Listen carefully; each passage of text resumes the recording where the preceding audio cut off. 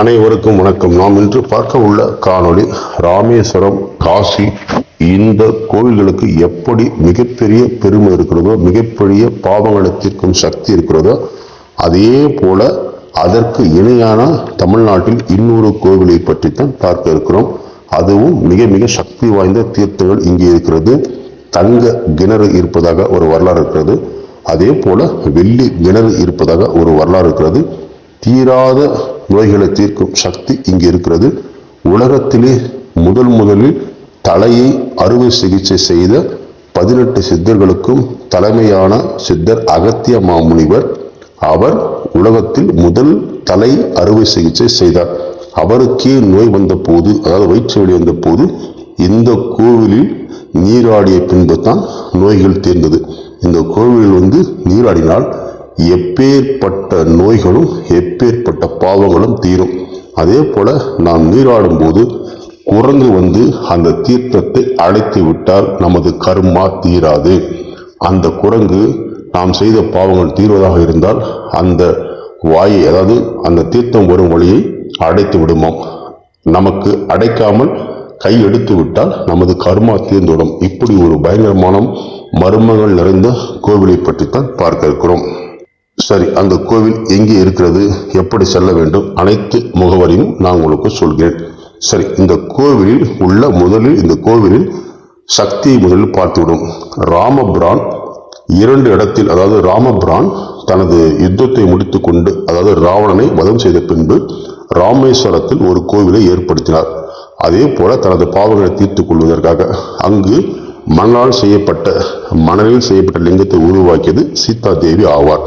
ஆனால் இங்கு ராமபிரான் நேரடியாகவே தனது அம்பாள் ஒரு தீர்த்தத்தை உருவாக்கினார். ராமபிரானை நேரடியாக பிரதிஷ்டை செய்த கோவில் தான் இது ஆகும்.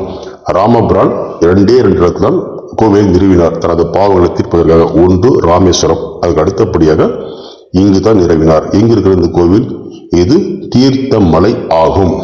தீர்த்தமலை என்பது நீங்கள் இணையதளத்தில் கூகுளில் சென்று தீர்த்தமலை என்று டைப் செய்தால் அந்த கோவிலுக்கு செல்லும் GPS மேப்பு, லிங்க் அனைத்தும் இருக்கும். எங்களை போன் செய்து தொந்தரவு செய்ய வேண்டாம். தயவுசெய்து நீங்கள் தீர்த்தமலை, அதாவது அரூர் மாவட்டம் என்று ஒன்று இல்லை, அரூர் என்று சொல்வார்கள். சேலம், அரூர், ஊத்தங்கரை இதுதான் வழியாகும். அதில் நீங்கள் அரூர் என்ற இடத்திலிருந்து நீங்கள் அனுமன் தீர்த்தமலை, அதுதான் பஸ் நிலையமாகும். போக்குவரத்து வசதியாக இருக்கிறது. நீங்கள் தீர்த்தமலை என்று கூகுளில் டைப் செய்தாலே வந்துவிடும். அதை பார்த்து செல்லுங்கள். அப்போது ராமபிரான் மிகப்பெரிய சக்தி கொண்டு அந்த தீர்த்தத்தை உருவாக்கினார். அப்போது அந்த தீர்த்தத்தை உருவாக்கும் போது இன்றளவும் கூட அந்த தீர்த்தம் வற்றாமல் இருக்கிறது. அந்த தீர்த்தத்திற்கு ஏகப்பட்ட ஒரு சக்தி இருப்பதாக கூறப்படுகிறது. அதாவது கேன்சர் நோயை தீர்த்து விடுமாம், அல்சர் நோயை தீர்த்து விடுவோம். இப்படி அது ஒவ்வொரு தீர்த்தமாக இருக்கிறது. உதாரணமாக ராமர் தீர்த்தம் என்று ஒன்று இருக்கிறது, வாயு தீர்த்தம் என்று ஒன்று இருக்கிறது, வருண தீர்த்தம் என்று ஒன்று இருக்கிறது. அதே போல ஹனுமன் தீர்த்தம் என்று ஒன்று இருக்கிறது, யம தீர்த்தம் என்று ஒன்று இருக்கிறது, வசிஷ்டர் தீர்த்தம் என்று இருக்கிறது. நிறைய தீர்த்தம் இருப்பதால் தான் இதற்கு தீர்த்த மலை என்ற பெயர். தீர்த்தங்கள் நிறைந்த மலை என்பதால் தான் இதற்கு தீர்த்த மலை என்ற பெயர். ஒவ்வொரு தீர்த்தத்தில் குளித்தாலும் ஒவ்வொரு விதமான நோய்கள் அகலும், சகல ஐஸ்வர்யங்கள் கிடைக்கும். குறிப்பாக எந்த மாதிரி தோஷங்கள் இருந்தாலும், எந்த மாதிரி வியாதிகள் இருந்தாலும் இந்த தீர்த்தத்தில் குளித்தால் அந்த நோய்கள் தீர்ந்துவிடும் என்பது ஐதீகமாகும். இந்த தீர்த்தத்தில் நீங்கள் நீராடும் போது உங்கள் கர்மா, உங்களது பாவம் தீர்ந்து போவதாக இருந்தால் நீங்கள் ஈஸியாக தீர்த்தத்தில் நீராடி விடலாம். ஒருவேளை கர்மா உங்களுக்கு கரையாமல் இருந்தாலோ அல்லது செய்த பாவங்கள் அளவுக்கு மீறி இருந்தாலோ அங்கு தீர்த்தத்தில் குளிக்கும் போது தீர்த்தம் வரும் வழியை குரங்கு அடைத்துக் கொள்ளுமாம். உங்களுக்கு தீர்த்தமே விடாது. நீங்க எவ்வளவு நேரம் நின்றாலும் விடாது. அடுத்தவர்கள் போய் நின்றால் உடனே அது கையெடுத்து விடுவோம். இப்படி ஒரு அதிசயமான கோவில் தான் இங்க இருக்கிறது. அது மட்டும் இல்லாமல் 18 சித்தர்களும் இங்கு தவம் செய்வதாக ஐதீகம் உள்ளது. இங்கு உள்ள 18 சித்தர்களுக்கும் தலைமை சித்தர் என்று சொல்லப்படக்கூடிய அகத்திய மாமுனிவர் உலகத்தில் முதல் முறையாக ஒரு தலையை அறுவை சிகிச்சை செய்தார். அதாவது மனித தலை இருக்கிறது அல்லவா, அந்த மனித தலையில் நோய் ஏற்பட்ட ஒருவருக்கு அவர் அறுவை சிகிச்சை செய்தார். அதுதான் முதலில் நமது உலகத்திலே தலை அறுவை சிகிச்சை முதல் மருத்துவர் என்று சொல்லப்படக்கூடியவர் தான் அகத்திய மாமுனிவர். எப்பேற்பட்ட நோயும் தீர்க்கும் சக்தி அந்த அகத்திய மாமுனிவருக்கு உண்டு. அவர் கொடுக்கும் மூலிகை எல்லா வியாதியும் தீர்த்துவிடும். இது அனைவருக்கும் தெரிந்ததாகும். ஆனால் அப்பேற்பட்ட அகத்தியமா முனிவருக்கு ஒரு தீராத வயிற்று வலி வந்து விட்டதாம். அதை தீர்க்கவே முடியவில்லையா. அப்போது இது எங்கு சென்றால் தீரும் என்பதற்காக அவர் தீர்த்தமலைக்கு வந்தார். அந்த தீர்த்தமலைக்கு வந்த பின்பு இங்கு உள்ள தீர்த்தங்கள் நீராடிய பின்பு தான் அந்த வயிற்று வலி அவரை விட்டு விலகியது. இப்படி எந்த மாதிரி நோயாக இருந்தாலும் சரி, தோல்வியாக இருந்தாலும் சரி, இதயம் சார்ந்த நோயாக இருந்தாலும் சரி, வயிற்று வலியாக இருந்தாலும் சரி, அல்லது பிபி இருந்தாலும் சரி, சர்க்கரை வியாதி இருந்தாலும் சரி, அல்லது குஷ்டம், வெண் குஷ்டம் என எந்த மாதிரி மனிதனுக்கு வரக்கூடிய எத்தனை வியாதிகள் இருக்குதோ அத்தனை வியாதிகளும் இங்கு தீரும் என்பது ஒரு நம்பிக்கையாக இருக்கிறது. அதே சமயத்தில் மிக சக்தி வாய்ந்த இது கோயிலாகும். இங்கு ஒரு நாகப்புற்று இருக்கிறது.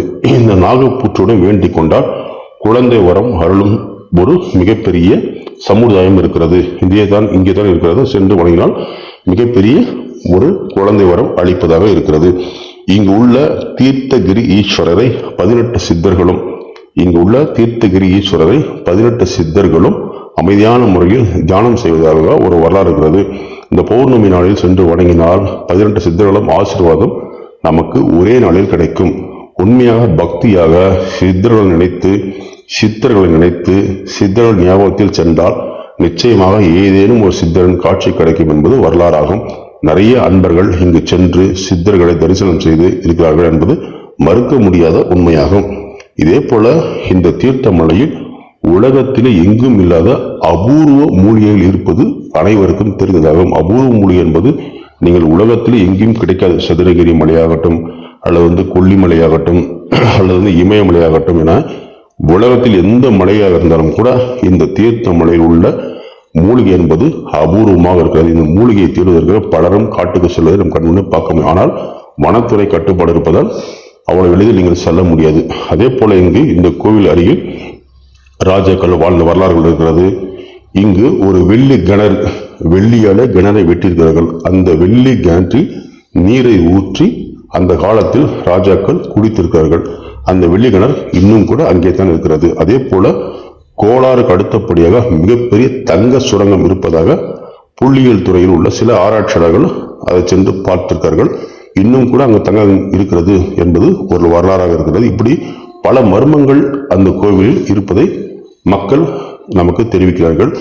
எனவே இந்த கோவிலுக்கு ஒரு முறை சென்றால் நமது தோஷங்கள், ராமேஸ்வரம், காசி இதற்கு இணையாகவே, ஏன் இதை விட ஒரு படி மேலே கூட நமக்கு கிடைக்கும். ஏனென்றால் ராமேஸ்வரத்தில் சீதா அன்னை தான் நமக்கு அந்த லிங்கத்தை உருவாக்கியிருந்தார்.